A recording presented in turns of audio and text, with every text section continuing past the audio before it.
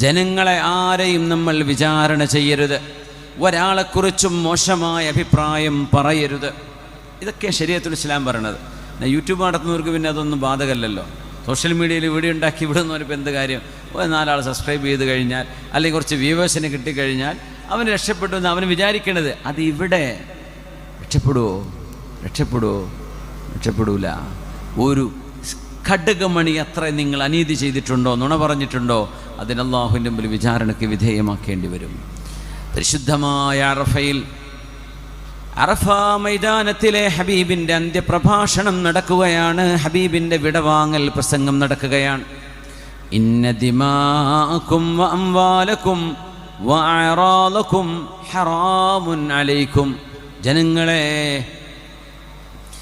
1,23,000 സ്വഹാബികൾ എന്നവിടെ ഉണ്ടെന്നാണ്, അല്ല 24,000, രണ്ട് അഭിപ്രായങ്ങളാണ്.